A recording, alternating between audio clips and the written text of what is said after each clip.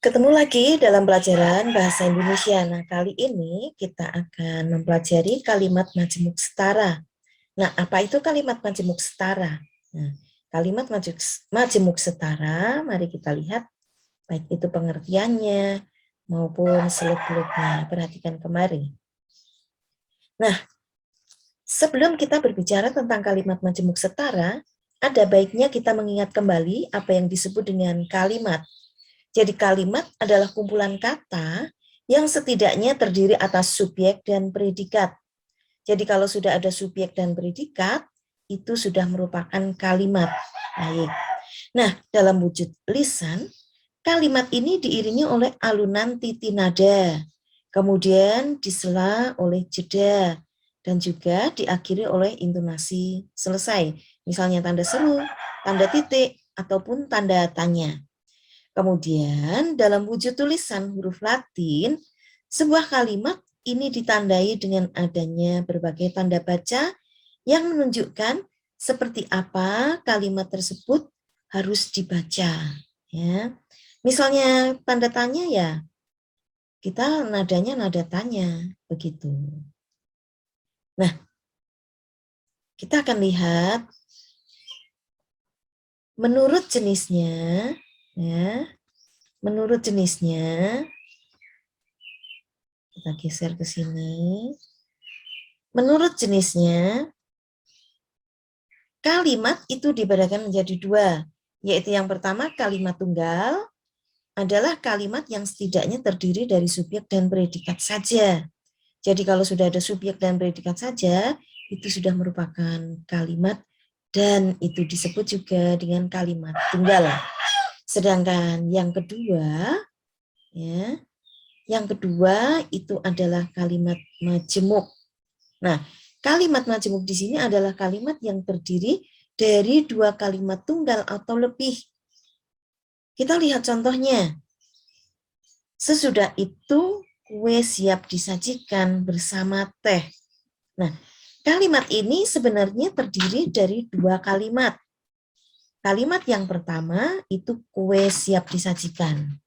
Kalimat yang kedua kue disajikan bersama teh. Begitu.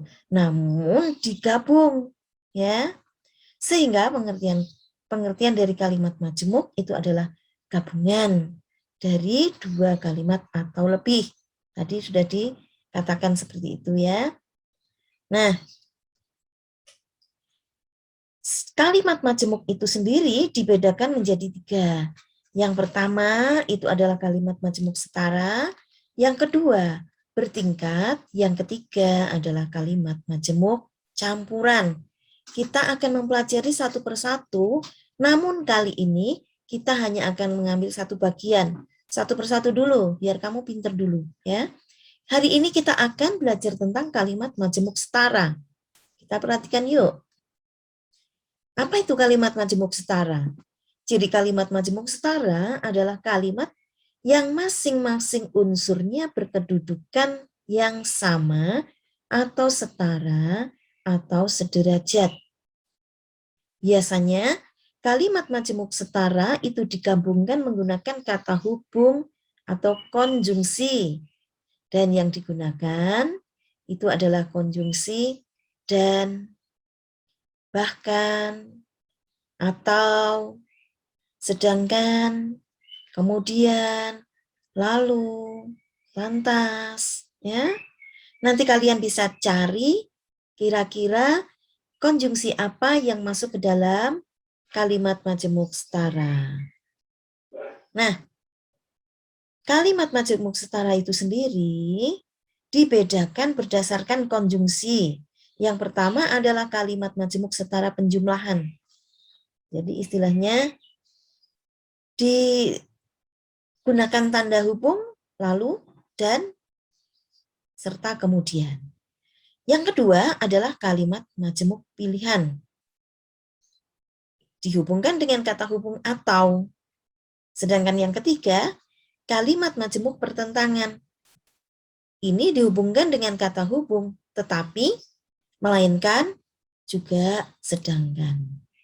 Kita akan lihat pada kalimat majemuk setara. Kita akan membuat ya. Perhatikan contoh di sini.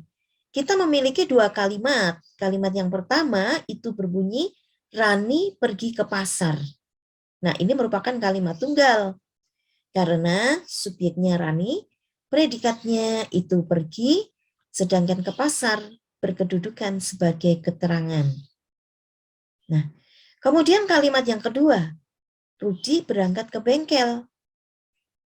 Sama, seperti kalimat yang pertama. Kalimat yang kedua pun merupakan kalimat tunggal. Nah, kedua kalimat di atas dapat digabungkan menjadi kalimat majemuk, menjadi seperti ini. Rani pergi ke pasar, sedangkan Rudi berangkat ke bengkel. Atau Rudi dulu boleh. Rudi berangkat ke bengkel, sedangkan Rani pergi ke pasar. Mengapa boleh? Karena kedua kalimat ini berkedudukan yang sama. Nah, apakah konjungsinya bisa digantikan dengan dan? Boleh saja, ya, karena kedudukannya setara. Sehingga di atas itu adalah judulnya contoh kalimat majemuk setara. Oke. Nah, pada kalimat-kalimat tertentu, ya, pada kalimat-kalimat tertentu, sering kita jumpai adanya kata yang sama namun hanya dituliskan atau diucapkan satu kali saja. Hal yang demikian biasanya disebut dengan kalimat majemuk rapatan.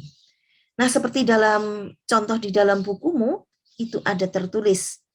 Di sana tertulis, Bung Hatta juga proklamator Indonesia dan wakil presiden pertama Indonesia. Nah, sebenarnya kalimat tersebut terdiri dari dua kalimat.